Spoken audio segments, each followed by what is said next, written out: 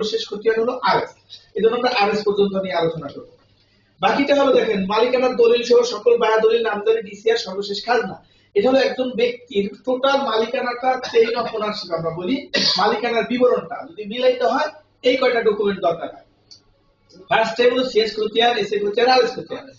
এরপরে সকল বায়া দলিল। বায়া দলিল বলতে হলে সিএস থেকে এসএ যে মালিকানাটা আসছে মাঝখানে এর তথ্যটা, এটা কি ওয়ারিশ সূত্রে আছে না দলিলে আসছে না কিভাবে আসছে, মালিকানার তো একটা বিবরণ থাকতে হবে। তারপরে এসএ থেকে যখন আরএসএ আসছে সেই কথাই আপনার দলিল থাকতে হবে অথবা ওয়ারিশ সনদ থাকতে হবে অথবা যে কোনো একটা কাগজ তো থাকতে হবে।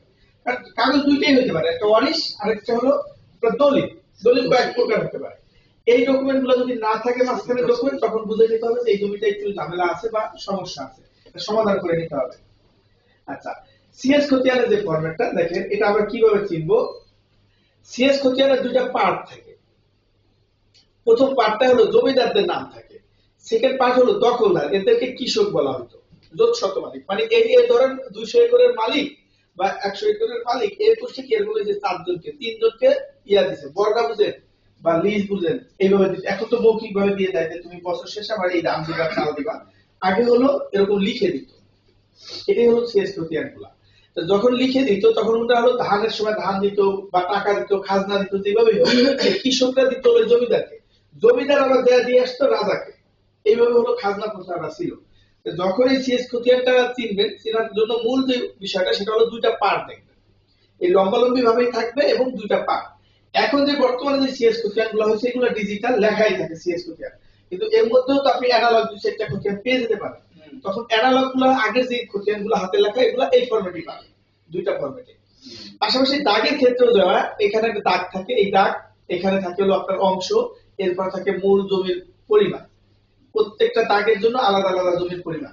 এখন আসেন অনেক সময় দেখবেন একটা দাগ জমির দুইটা তিনটা খতিয়ানে যায়, এর কারণটা কি? মানে খতিয়ান নাম্বার কিন্তু তিনটা আছে কিন্তু দাগ নাম্বার সেম।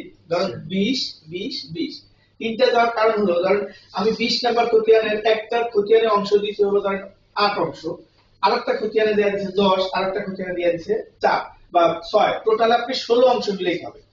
কোথাও যদি দেখেন এই জায়গাটা একটা অংশ আছে, মানে এক আনা লেখা দেখেন, যেমন এই যে এরকম এই যে এক আনা না, এরকম যদি এক আনা শব্দটা লেখা থাকে এটা হলো ওনাদের অংশ, কিন্তু দাগের পাশে একটা অংশ থাকে এরকম এক আনা লেখা থাকলে ওই দাগটা কোথাও দেখে, ওই দাগটা ওই খতিয়ানের মধ্যে 16 আনা চলে আসছে, মানে যতটুকু জমি ওই দাগে ওই জমিটুকু চলে আসছে। যদি দেখেন এখানে আনা কম আছে, মানে এই জায়গাটায় আনা কম আছে, যেমন ধরেন 8 আনা আছে, 7 আনা আছে, 9 আনা আছে, তখন মনে করেন এই খতিয়ানের দাগটা আরো কয়েকটা খতিয়ানের গেছে বা যাইতে পারে। আর এক লাখ হয়ে যায় নাই কোথাও, এক লেখা মানে এক আনা 16 আনা, 16 আনা, এটাকে বলা হয় 16 আনা। মানে 16 আনাকে আমরা বলি কি এক। এই এক শব্দটা যদি অংশে লেখা থাকে, মানে এখানে দাগের অংশ পুরো এক লেখা থাকলে সেখানে আর ওই দাগটার অন্য কোন খতিয়ানে যায়, টোটাল জমিটা এই খতিয়ানে অংশ। হ্যাঁ, আর ওখানে যে অংশ ভাগ থাকে যে কম আসে, তার মানে এই দাগটা অন্য জায়গায় চলে গেছে। এরকম অনেক সময় হয় কি, ধরেন আপনার জমিতে টোটাল ওই দাগে জমি আছে 20%, এখন আপনার এক চাষা খাইতেছে ধরেন 8%, তার কাছে একটা খতিয়ান আছে। এখন আপনি মনে করলেন হ্যাঁ হ্যাঁ এখানে জমি তো আছে 8%, অনেকে অংশ না বোঝার কারণে আর খতিয়ান খুঁজে না। যখন আপনি ওই খতিয়ানটা দেখলেন যে হ্যাঁ হ্যাঁ এখানে এই জায়গাটা আছে ধরেন 7 অংশ, তার মানে আরো 9 অংশ কি আছে আমার বাইরে অন্য খতিয়ান আছে, তখন আপনি তল্লাশি দিলেন, সার্চ দিয়ে ওই খতিয়ানটা বের করলেন, দেখবেন যে আপনার জমিটা আলাদাভাবে রয়ে গেছে।